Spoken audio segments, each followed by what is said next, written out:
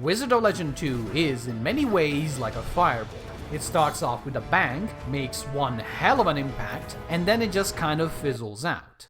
It is a real shame, but at least it's a blast while it lasts.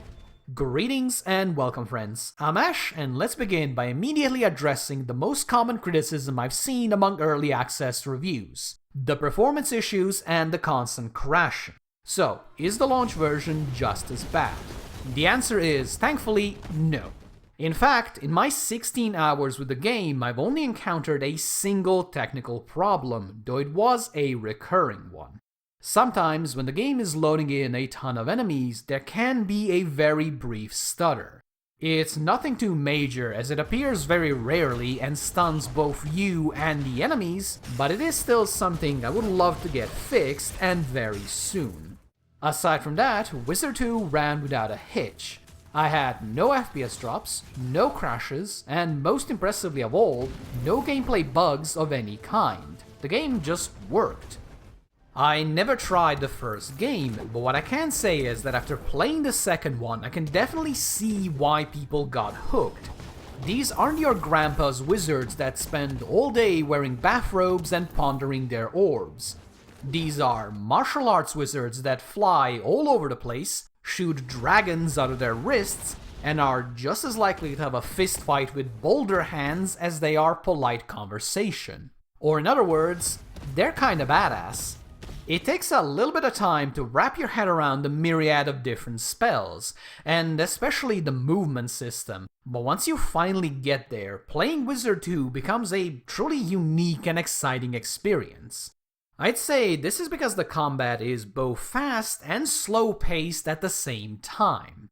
You have to move around constantly as the enemies deal a lot of damage and there is a lot of them. Yet at the same time, you have to be very careful and time your attacks well because many spells have a little bit of a delay built into them. Not enough to be annoying, but enough to make it so you cannot just roll your face on the keyboard and hope for the best.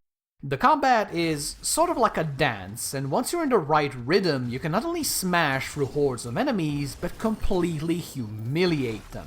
Yet at the same time, even brief lapses in concentration can potentially spell your doom. I found it to be just the right kind of difficulty, the kind that constantly keeps you on edge, yet still allows you to overcome even seemingly impossible odds just through skillful spellcasting. And the said spellcasting is, unsurprisingly, easily the most interesting part of Wizard 2. At the start of a run, you'll be able to choose 4 spells out of good lord knows how many are actually available. One for your basic attack, one for your dodge ability, one that will serve as your ultimate, and one that is just happy to be included. Some of these spells are melee focused, some are defensive, some let you crowd control enemies, and some do insane nonsense like throw a giant bowling ball that bounces all over the place. There is a solid variety to the spells, and whatever magey playstyle you might already have in mind, chances are good one of the builds will allow you to do just that. But wait, there's more. Hey, I'm Esme. Enhancements and color theory are my thing. Each spell can then be further enhanced through upgrades and variants. The upgrades are your basic RPG style number buffs, while the variants are much more exciting. For example, you can transform your basic fireball spell into a boomerang and hit each enemy multiple times. Or, you can make it so your boulder hands get smaller and smaller with every single attack, yet that also makes them quicker. Or you can turn your ice spear from a projectile into an actual spear you can do rapid fire attacks with. You aren't limited to only certain types of spells either. If you want to be a purely fire-focused mage, you can indeed do that, but you can also just as easily mix and match. You can go for very simple combos like making it so enemies fractured by your earth spells explode when hit by fire spells. Or you can completely ignore any of these super specific synergies and just pick the best spells you encounter so you end up with a colorful rainbow of doom and destruction. Best of all, the vast majority of the spells are really fun to use. I've only had a couple that I would rate as bleh, but that's mostly down to personal preference. I simply do not like spells that make me stand still for long periods of time. Besides those ones, I was perfectly happy to keep trying out new spell combinations with every single run. So much so that I do not believe I've repeated a build even a single time. The big reason for this is that every single spell has its own unique look and feel, as well as limitations you have to work around. You can chuck fireballs all day as they're a sort of filler spell with no cooldown. But if you want them to be the main part of your build, you'll need to invest a fair bit of time and effort into getting them right there. Meanwhile, the Dragon Head Cannon thingamajiggy requires a very lengthy charge-up time during which you are super vulnerable. But, in return, you get one of the most satisfying blasts in the entire game. That thing can obliterate everything and everyone, if you can figure out how to actually make it work. One thing you can do, for example, is improve the spell by purchasing upgrades in shops found across most levels. These shops can either enhance your spells directly by giving them some kind of a powerful effect, or they can sell you relics that give you situational but extremely powerful passive buffs. There's a lot of interesting stuff to experiment with here, and while the top tier relics are in my opinion obvious, even the seemingly trashy ones have a very real chance to shine in very specific builds. While exploring the randomly generated maps, you'll also run across events that will give you a bunch of different upgrades, provided you can beat their strong challenge. My favorite of these is the event for Cursed Relics, because not only does the fight take place in a deadly void full of the most annoying enemies in the game, but the relics themselves come with massively powerful upsides and also downsides. Choosing any of them is generally a very serious commitment, as you cannot ever drop them, but that hardly ever stopped me from snagging one of them, since even if they're not the best, they always gave my builds a little bit of extra spice. And really, if you aren't trying to make the stupidest, most busted build possible in a roguelike, what is even the point? Unfortunately, this is where Wizard 2's biggest problem starts to rear its ugly head. While you have access to a wide variety of different builds and playstyles to mess around with, the enemies and the maps do not. Each of the 3 main worlds you'll get to visit has a very small amount of enemies you're going to be seeing every single run, over and over again until they lose all of their luster. What really hurts is that they're not bad by any stretch. In fact, they're the type of enemies that will kick your ass early on, but once you learn how they work and how to counter them, they become a genuinely fun obstacle to overcome, especially since you're constantly going to be fighting them with different types of spells. The problem is that you're going to be getting better and better with every single run, while they will always remain the same. So once you really figure them out, the fights are just going to become routine at best and tedious at worst. The same thing goes for the bosses. You'll meet 3 out of the 6 mini-bosses on each of your run, seemingly chosen at random, as well as the exact same 4 main bosses in the exact same order.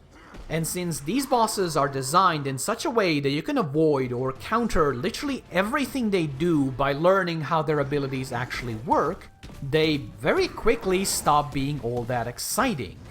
Which is a real shame, because they are again very fun fights. The stupid wind boss and his stupid "I'll spawn a bird directly on your head" garbage notwithstanding. Same story goes to the maps. They're all made out of randomized parts, but since the amount of different parts is very low, you're going to become intimately familiar with every single nook, cranny, and event found within them. So while they are fun to explore for the first couple of times, they just don't have the kind of staying power needed for a roguelike of this scope.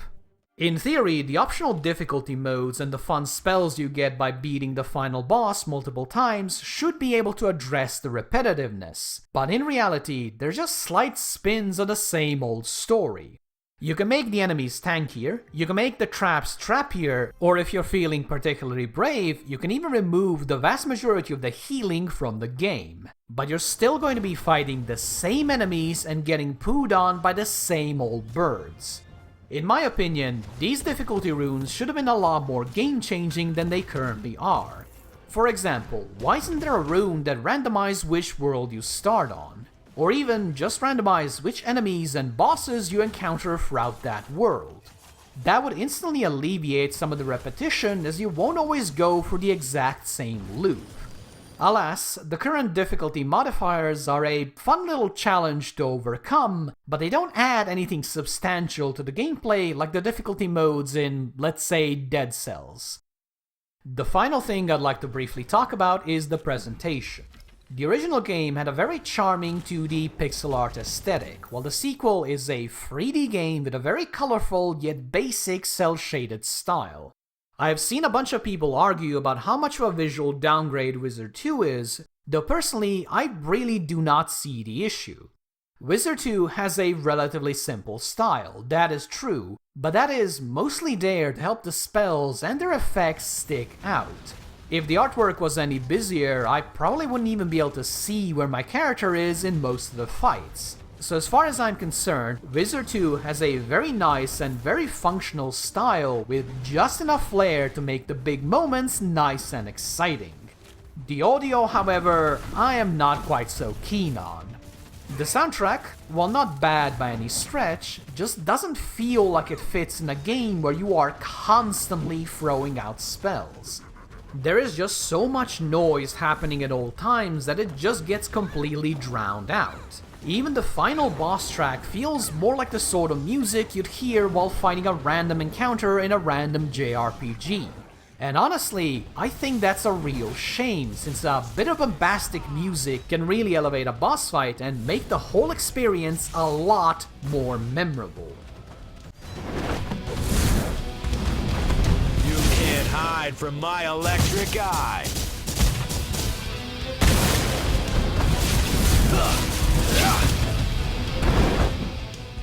Wizard of Legend 2 is a great game, but it is unfortunately one that burns very fast and very bright. However, if you can deal with its very fleeting nature, there is a lot to enjoy here. The spells are varied and exciting to use. The challenge level, in my opinion, is just right, and it really makes good on the promise of you becoming a powerful legendary wizard.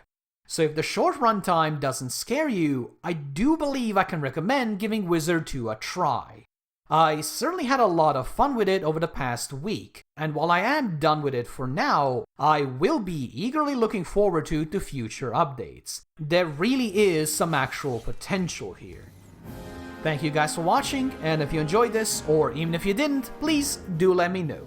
If you'd like to see more, make sure to subscribe, like the video, ring the bell, pet your fireball, and do whatever other arcane nonsense you gotta do these days. Thank you for sticking to the very end, and I hope you have a wonderful day. Bye bye.